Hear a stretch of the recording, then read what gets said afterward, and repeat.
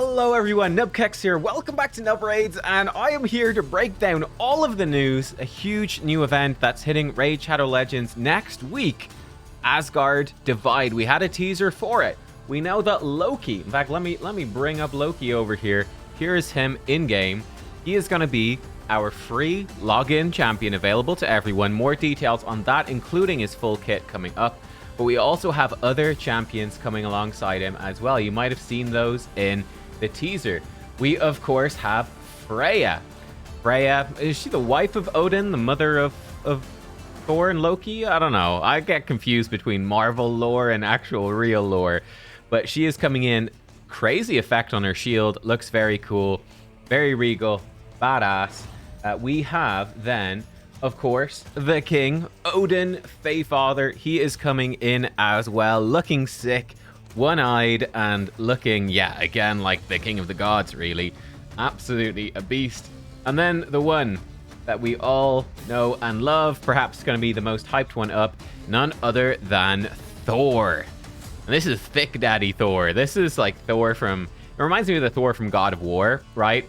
We're not looking at the Hollywood bod here. We're looking at a more realistic bod of just an absolute tank of a man with a, of course, he's got Mjolnir there, the big old lightning hammer, which is sick. So yeah, let's break down what is going on over here. How are you going to get them? Well, some key info for you to know, guys. The campaign is going to start, or this Asgard Divide event is going to start on the 21st of August. So that should be actually slightly under 1 week from now, so coming very soon, and it will run all the way to the 24th of October, so it's going to be up for a long time. Now, the loyalty program for logging in, and I believe that will include gaining Loki, that should run until the 22nd of November. I think you'll have to probably start it before that, a couple of weeks beforehand, but it should be available until then, I'm pretty sure. Maybe you'll find it actually. I'll scan through the info I've got over here, and we'll see if I can cover any of that. But, yeah, so that would be Loki. There he is. Yes, there are going to be 4 legendary champions, as you can see, during this. Now, Loki is coming from a 4-day loyalty program. The rest, we don't know. So we don't know how you get Thor. We don't know how you get Odin. We don't know how you get Freya. It does say they could be coming from in-game events and activities. You can bet your butt that they're going to be coming in summoning events, shard events as well.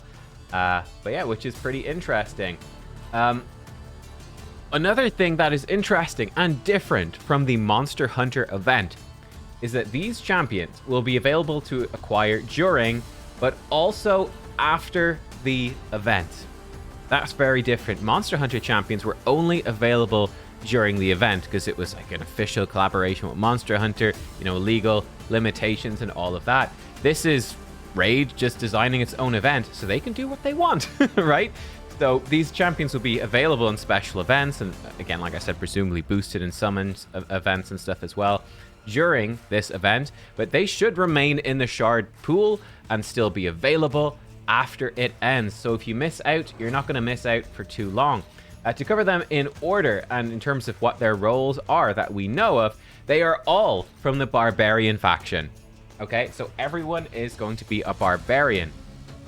On top of that, Loki is a legendary Spirit Affinity support for the Barbarians. Next up, we've got Thor. Thor is a legendary Magic Affinity attack champion for the Barbarians. Freya is a legendary Force Affinity defense champion for the Barbarians. We're getting one of each affinity, you might have noticed. And Odin is a legendary Void support. So yeah, Thor is attack, fairly straightforward. Freya being defense, I think fits well. And then Loki and Odin being support. Yeah, pretty sick. I don't think I can share with you the exact... Oh, here we go.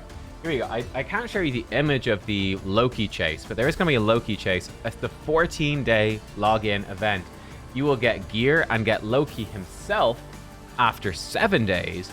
And then there's an extra 7 days for 14 days total of login rewards, just small little rewards, but you will get a 2-star soul, it looks like, for Loki at the end. Now, that might be different for different levels of player. I don't know. It's a fairly small soul, so I'm guessing everybody's going to get a 2-star soul for Loki. So yeah, It is, yeah, again, that enrollment date, it begins on the 21st of August, and you must sign up for this login program by the 24th of October. Now, it will continue until the 22nd of November for people that have already started the Loki chase, but you won't be able to start the Loki chase after the 24th of October. It won't be available, but again, it will still be around for a while if you haven't finished it. If you haven't finished the Loki chase by the 22nd of November, it's just going to disappear. So definitely make sure to get it done by then. You've got only to log in for 14 days. It's not too bad. Let's look at Loki. Let's talk about his skills then, because we do have the full details on his skills. And let's actually move me out of the way for this one. But there he is, Loki the Deceiver, legendary support champion for the Barbarians. It's a very interesting kit as well. So, let's actually go through his kit backwards. Makes maybe more sense. His aura, 60 accuracy in all battles. Okay, generally very useful. I'm thinking about new players. Yeah, great. Older players, even in arena, that can be useful. Mist Step, his passive, does have a 4-turn cooldown. Now, the passive effect always works. Puts a Perfect Veil on him for 2 turns at the start of each round. Also puts Perfect Veil on him for 1 turn when his HP drops below 50%. This is quite nice. So you're going to start off the battle in Perfect Veil for 2 turns, which is nice. And then, yeah, when your HP drops below 50, you get Perfect Veil as well, which can help you dodge. You get a bit of damage reduction. I think it's like 10% or something, maybe 15% damage reduction when you're under Perfect Veil. And of course, you can't be targeted directly by enemies. Now, this is a new mechanic. Has a 15% chance to evade an enemy skill and all of its accompanying effects. If this champion is under Veil or Perfect Veil, the chance to evade increases to 30%. This is a brand new mechanic. This has not existed in the game before. Evade. So evade just seems like the enemy just misses you. Their attack just literally does nothing, but still would go on cooldown. That's pretty huge. You evade an enemy skill and all of the accompanying effects. Very powerful. And you're going to start the battle off with 2 turns of Perfect Veil. That's 2 turns of 30% chance to evade, which is kind of nuts. Then the active effect is what has the 4-turn cooldown. If this champion's HP is below 50% when targeted by an enemy skill, has a 100% chance to evade that skill and all its accompanying effects. And then the guaranteed evade goes on cooldown. So, it's kind of like, you know, this Perfect Veil you get from 50% HP, you won't be targeted directly. You'll kind of like guaranteed dodge then the first AoE attack. Also dodge the first buff strip. And then you'll go back to your regular sort of Perfect Veil 30% chance. Very interesting though, this whole new evade mechanic. It's going to make Loki more difficult to kill than you would think. There's going to be quite a lot of randomness to it. When he goes below half HP, if he's not getting one shot, and he's a support, you could probably build him pretty tanky. He will get a fairly massive defensive benefit for a while when going below half HP. Let's look at his skills. Bandit Flash, 5-turn, that goes to a 4-turn cooldown when booked. As a 75 goes to 100% chance of stealing all buffs from a target enemy and 100% of their turn meter. These effects cannot be resisted if this champion is under Veil or Perfect Veil, and he starts off under Perfect Veil. If the target's turn meter was not stolen, fills the turn meters of all allies by 15% instead, and puts 50% increased attack on all allies for 2 turns. This one's pretty spicy, so Stone Skin is a problem, of course, because Stone Skin has got a 50% chance to just not be stolen. So you could gamble, roll the dice, and hope. Now, if enemies are not under Stone Skin, you can come in, steal all their buffs, whatever buffs they happen to have, steal all their turn meter. At the start of the fight, it can't be resisted. Not bad. If you're going up against, it's going to be very useful for newer players as well against bosses. Like, it could be quite decent for something like Dark Fae. Could be quite decent for Spider or Fire Knight early on, right? Just stealing 100% turn meter. It is only 4-turn cooldown though, but it might be somewhat useful. Against bosses that are immune to turn meter steal, he will boost your whole team's turn meter by 15%. Also, again, if you try to steal a Stone Skin and it doesn't work, then yeah, you'll get 50% turn meter boost for your team. And the increased attack is nice as well. That could be an interesting thing in arena, like maybe we combo him with bomb champions who would like the increased attack, because Stone Skin, gonna be a big problem for him, but bombs are good against Stone Skin. That's maybe something that newer players for sure will be doing. Deceiver's Gambit, 4-turn goes to a 3-turn cooldown. Select a target. If the target is an enemy, has a 75 bucks to 100% chance of placing block active skills and block buffs for 2 turns. If the champion uses, if Loki is under Veil or Perfect Veil, also applies a debuff spread effect, taking 2 random debuffs from the target and placing them on all enemies.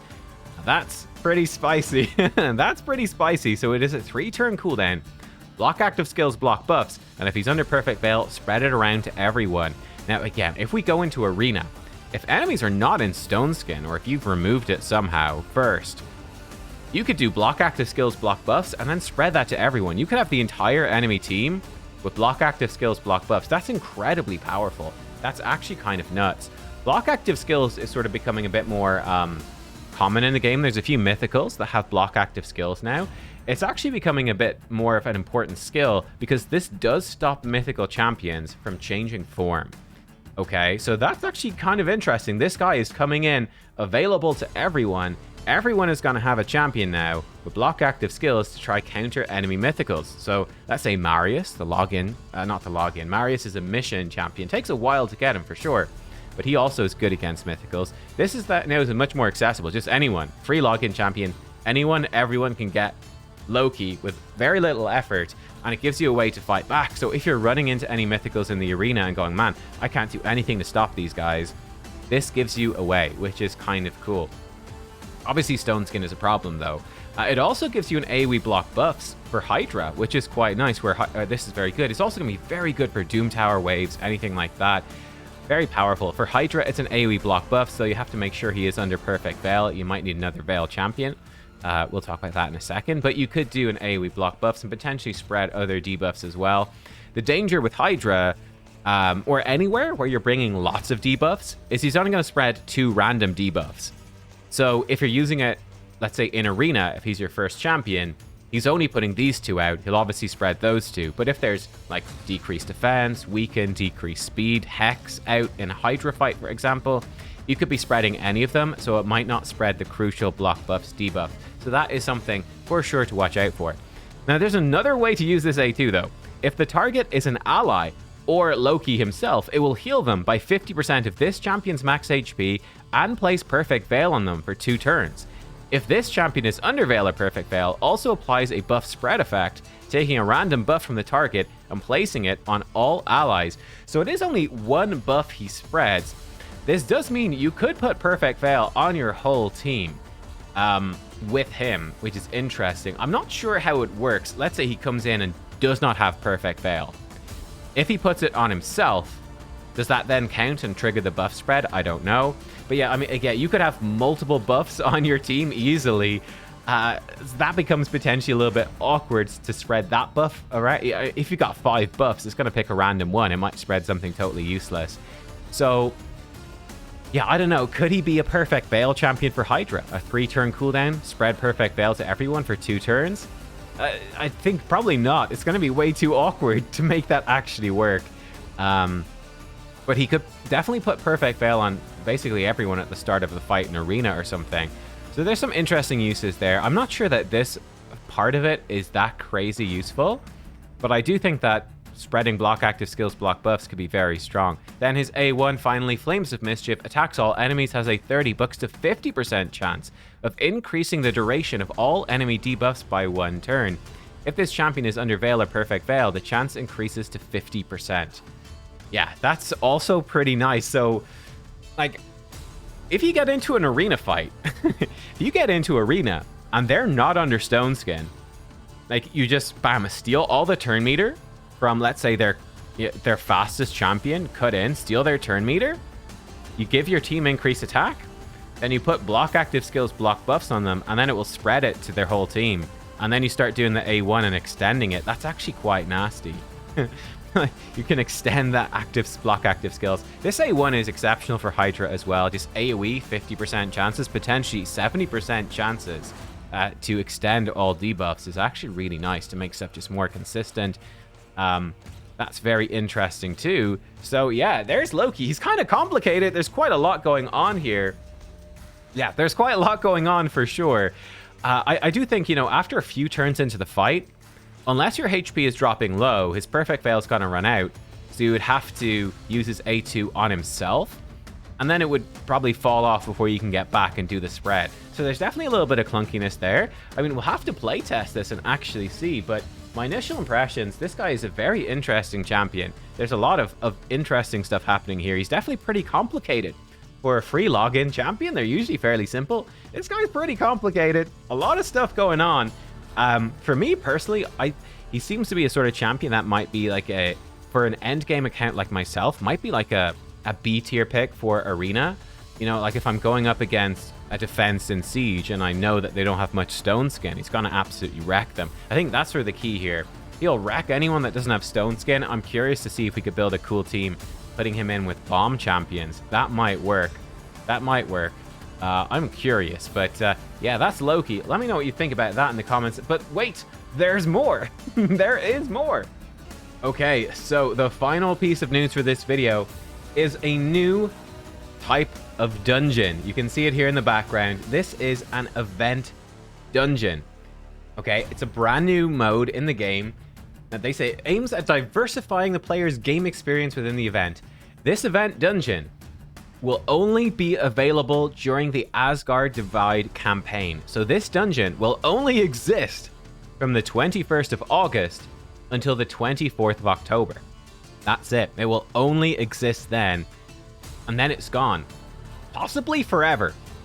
The dungeon will be available from players from level 6 or higher, so you will unlock this very early on, and it will feature Odin Feyfather. Odin will be the boss. So yeah, go in and challenge it. It only has a normal difficulty, but there will be 30 stages. It's a massive dungeon, 30 stages. There's no waves, only a boss battle. But what it says here is that Odin Feyfather won't be alone, but will be joined by mighty warriors unique for each stage of the dungeon. So for instance, when I'm looking at this picture here in the background, I can see there's a Boro right there. That's Eilil from the Sylvans of Void Legendary there. This one I'm not sure about. Is he like a rare champion or something? And that looks like Arbiter with a Jade Serpent skin. And then there's something else in the back that's a bit too vague, but that is very interesting. So it sounds maybe a bit like the Dark Fae boss, where he will, you know, probably summon in copies of different champions for each stage. And like I said, there's 30 stages. I don't know if there's going to be maybe like only 5 different champs and it will randomize them between the stages, or if there could be like, I don't know, any combination. Maybe every stage will be unique. I've got no idea. But yeah, this is very interesting. There will be new rewards coming in here, but I believe I can't actually talk about those yet. They are still, yeah, they're still under embargo, so I can't talk about them. So it's top secret. Oh wait, I can say it is not embargo to say there will be a new gear set in this event dungeon, but stay tuned to find out more. I guess that will be coming at a later date. But there you go, guys. New event dungeon. Let me know what you think about that. That's pretty crazy. A limited time dungeon. Of course, again, because there's no like legal limitations to this, you know, to this event, they can bring this dungeon back whenever they want. So this could be like a yearly thing or something. Who knows what they'll do? I guess it will depend on how well it's received. Certainly sounds interesting. Spice up the dungeon game a little bit. But yeah, let me know, what do you think about Thor, about Odin, about Freya, and of course about Loki? Let me know what you think about this. What do you think about, that's the wrong one, I want to bring up this one, the Asgard Divide campaign. What do you think about it? Are you hyped for this? Are you excited? And yeah, also speculate with me. What sort of events do you think that these champions might be a part of? I wonder. Guys, thanks for watching. Let me know what you think down below in the comments, and I'll see you all next time. Goodbye.